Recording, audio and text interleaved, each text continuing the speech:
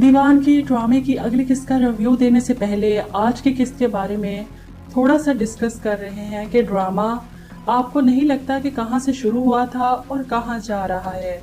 एक तरफ लगता है कि नगीन की बद्दुआएं लगी हैं सुल्तान को, जो इसके साथ ये सब हुआ, अपने प्यारों को खोकर अब तड़प रहा है। लेकिन जिस बेदर्दी से इसने नरमीन को धक्के दिए, चिल्लाया, मारा, ये सोचे समझे बिना कि अगर इसे कुछ हो गया तो, और बाद में जब वो मर गई तो पछता रहा है कि पता नहीं मुझे क्या हो गया था। और यही सब कुछ इसने नगीन के साथ किया। फिर भी 90% लोग चाहते हैं कि सुल्तान और नगीन एक हो जाए एंड में। तो नरमीन ने जो गलती की थी, इसको इतनी बड़ी सजा तो नहीं मिलनी चाहिए थी जो इसे मिली। आज की किस्त देखने के बाद कौन कौन कहेगा कि सुल्तान बेकसूर है।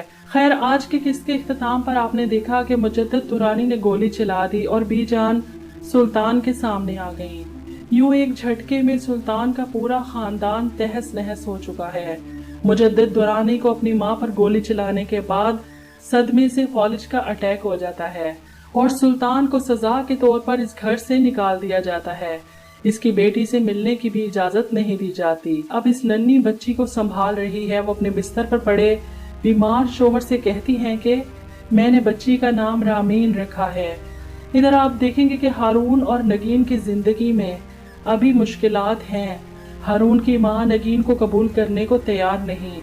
शादी का इतना अरसा गुजर जाने के बाद भी वो नगीन से बदसन है।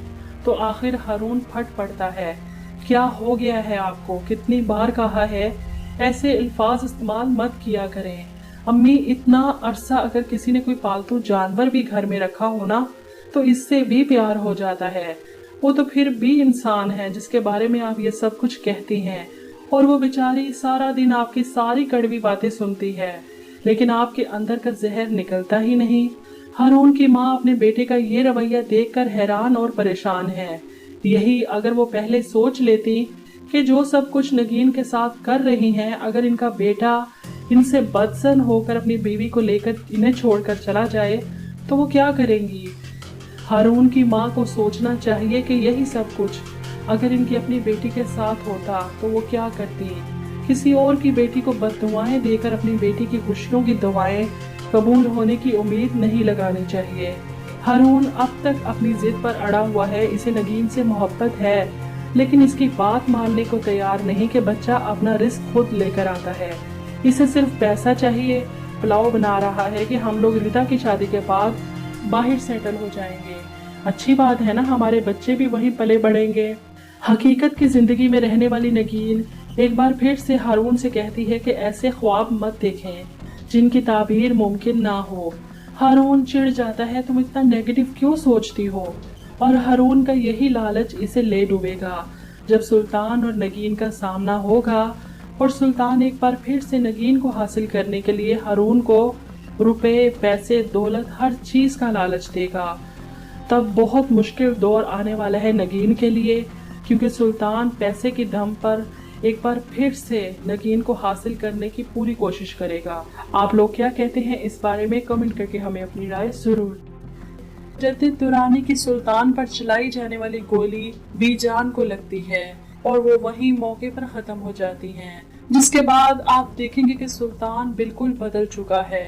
इसका वो तमाम गरूर, तकब्बुर सब खत्म हो गया। अपनी बेटी की मोहब्बत में तड़प रहा है और तड़प कर ही वो बार बार मुजद्दिद दुरानी के घर आता है, जो खुद तो बीमार होकर बिस्तर पर पड़े हैं, लेकिन इनकी बीवी सुल्तान से मिलती हैं। क्या लेने आए हो यहाँ? सुल्तान इनसे कहता है कि मैं आपका गुनहगार हूँ, खुदा के लिए मुझे माफ कर दें। जवाब में नरमीन की माँ कहती है कि तुम मेरी बेटी के कातिल हो और इस औरत के भी कातिल हो जिसने तुम्हें माँ बनकर पाला। तुम्हारे हक में यही बेहतर है कि तुम यहाँ से चले जाओ।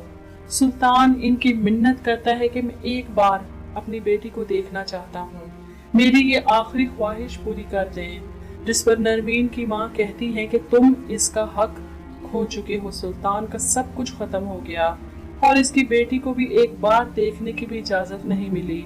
वो अपने तमाम किए गए गुनाहों को याद करके तड़प रहा है कि किस तरह नगीन ने इसके सामने हाथ जोड़े थे, माफी मांगी थी और क्या सलूक किया इसने नगीन के साथ। जिसकी ये सजा अब इसे मिल रही है कि इसके नसीब में औलाद होने के बावजूद वो इससे महरूम है।